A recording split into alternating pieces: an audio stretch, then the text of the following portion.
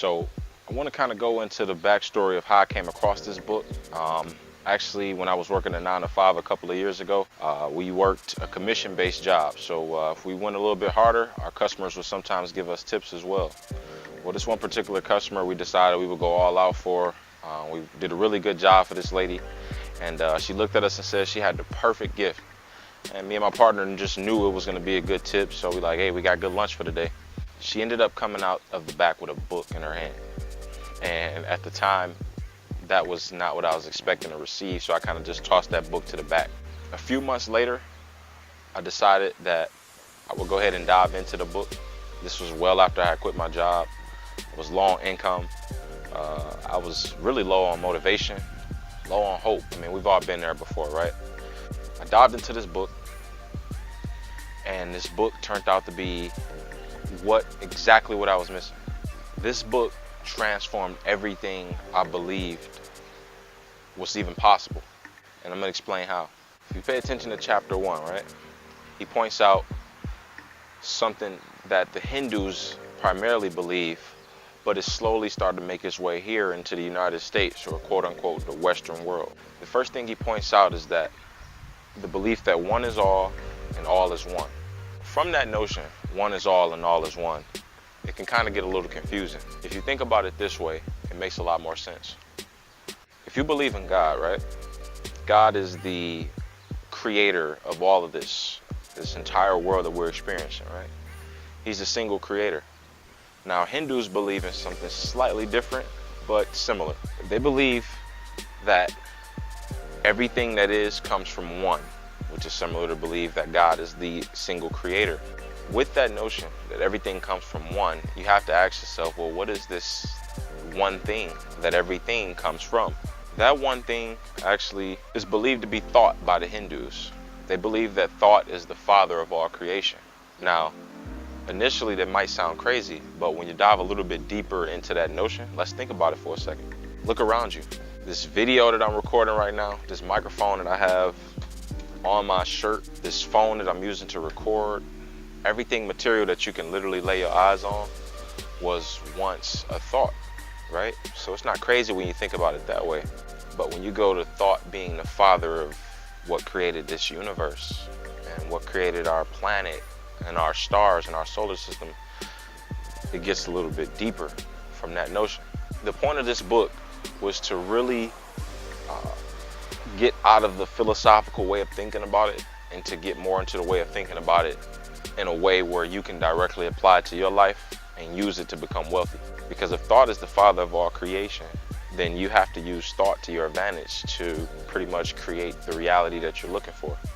Because as the quote goes, a man cannot choose his circumstances, but he can choose his thoughts. So indirectly, yet surely, he can choose his own circumstances.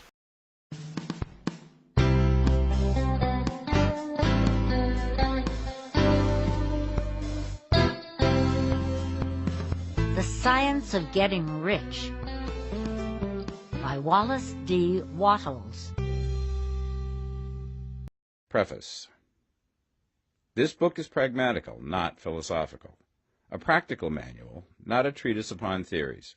It is intended for the men and women whose most pressing need is for money, who wish to get rich first and philosophize afterward.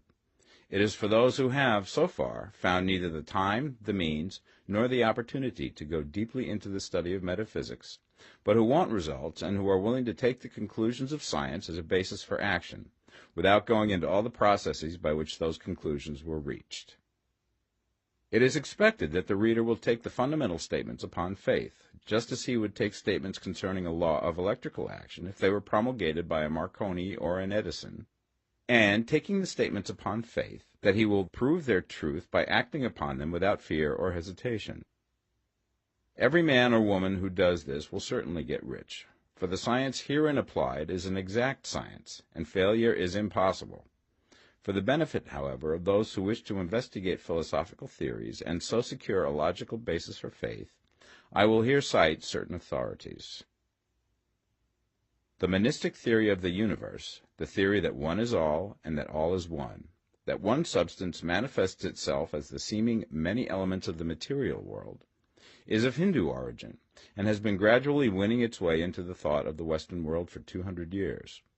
It is the foundation of all the Oriental philosophies and of those of Descartes, Spinoza, Leibniz, Schopenhauer, Hegel, and Emerson.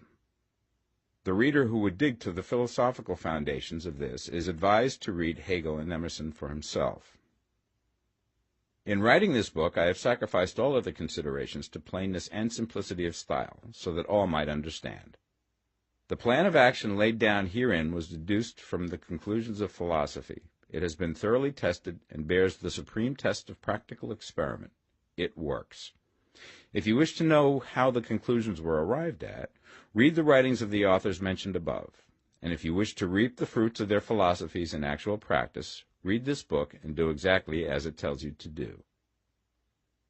The Author.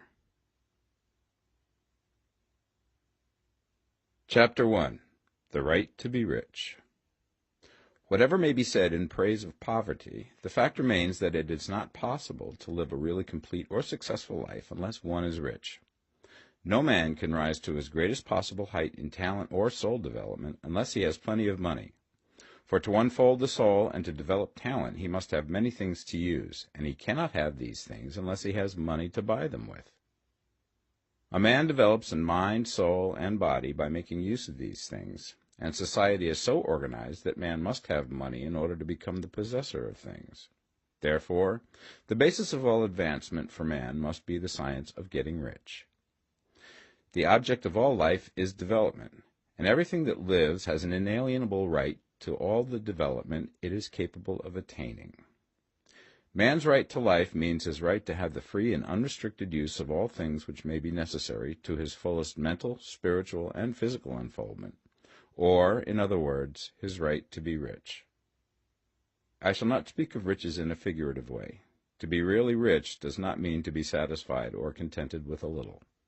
No man ought to be satisfied with little if he is capable of using and enjoying more. The purpose of nature is the advancement and unfoldment of life, and every man should have all that can contribute to the power, elegance, beauty, and richness of life. To be content with less is sinful. The man who owns all he wants for the living of all the life he is capable of living is rich, and no man who has not plenty of money can have all he wants. Life has advanced so far and become so complex that even the most ordinary man or woman requires a great amount of wealth in order to live in a manner that even approaches completeness. Every person naturally wants to become all that they are capable of becoming. This desire to realize innate possibilities is inherent in human nature. We cannot help wanting to be all that we can be. Success in life is becoming what you want to be. You can become what you want to be only by making use of things, and you can have the free use of things only as you become rich enough to buy them. To understand the science of getting rich is therefore the most essential of all knowledge. There is nothing wrong in wanting to get rich. The desire for riches is really the desire for a richer, fuller, and more abundant life, and that desire is praiseworthy. The man who does not desire to live more abundantly is abnormal, and so the man who does not desire to have money enough to buy all he wants is abnormal. There are three motives for which we live. We live for the body, we live for the mind, we live for the soul. No one of these is better or holier than the other. All are alike desirable, and no one of the three, body, mind, or soul, can live fully if either of the others is cut short of full life and expression. It is not right or noble to live only for the soul and deny mind or body, and it is wrong to live for the intellect and deny body or soul. We are all acquainted with the loathsome consequences of living for the body and denying both mind and soul, and we see that real life means the complete expression of all that man can give forth through body, mind, and soul. Whatever he can say, no man can be really happy or satisfied unless his body is living fully in every function, and unless the same is true of his mind and his soul. Wherever there is unexpressed possibility, or function not performed, there is unsatisfied desire. Desire is possibility seeking expression, or function seeking performance. Man cannot live fully in body without good food, comfortable clothing, and warm shelter, and without freedom from excessive toil. Rest and recreation are also necessary to his physical life. He cannot live fully in mind without books and time to study them, without opportunity for travel and observation, or without intellectual companionship. To live fully in mind, he must have intellectual recreations, and must surround himself with all the objects of art and beauty he is capable of using and appreciating. To live fully in soul, man must have love, and love is denied expression by poverty. A man's highest happiness is found in the bestowal of benefits on those he loves. Love finds its most natural and spontaneous expression in giving. The man who has nothing to give cannot fill his place as a husband or father, as a citizen or as a man.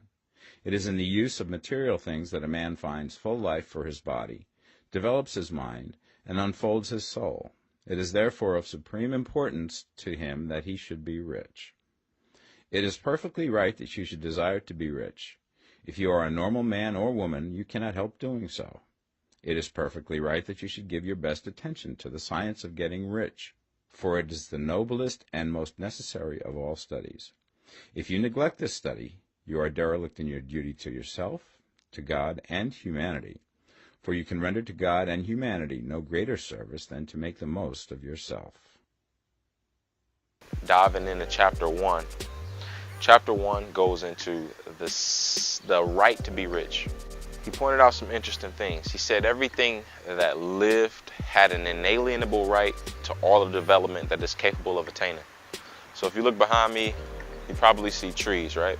If you was to take a seed from just about any plant, take a seed and just throw it on the ground. You don't have to give any conscious attention to that seed. You don't have to give any special treatment to it. You can just walk away and go live your best life. In the midst of all that, what that seed is going to do is somehow find its way to some dirt, some soil, some sunlight. We can fast forward 100, 200, 300 years from that point, and that seed is going to be a full-blown tree. It's going to reach its full state of expression, basically. But that's not just a seed, that's everything that lives. Unfortunately, everything that lives. So we're talking about things like cancer as well, right?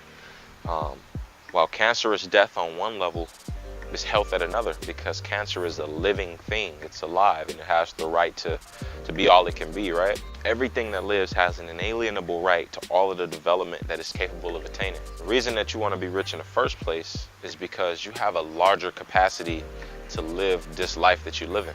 You haven't been satisfied with what you've been able to accomplish so far. You desire more, and that's a natural thing for anything that lives. He says that the basis of all your attention should be focused on the science of getting rich if you care about just about anything else. If you want more love in your life, if you want more family time, if you want more freedom, money is usually the solution to most of those issues or problems that we have in our lives that we want to get over. Money is typically the solution to most of those problems. He also goes on to say that out of mind, body, and soul, neither one of those things matter over the other. Neither one is more important than the other. In order to live fully in your mind, then you must have, like he said, books. You need time to travel and observe things. Your mind just needs time to kind of explore the world, what's out there, what's possible. Makes you feel good inside.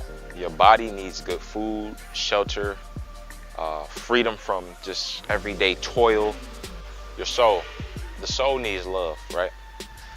And from what we know is love can't really express itself in poverty. So as long as you have no money, you can't really express love the way you truly want to, okay? So for instance, let's say you have a girlfriend that you love or a boyfriend. You want to kind of show them that you care. And the highest happiness that a person can experience is when he's able to or she's able to benefit the people that he or she loves. That's the highest happiness anybody in this world can experience. But if you don't have any money, you can't do nice things for people that you care about. That's what gives to the soul, when you can enjoy what it means to benefit other people. Your soul feels rejuvenated. So when you live completely in mind, body, and soul, that's full life.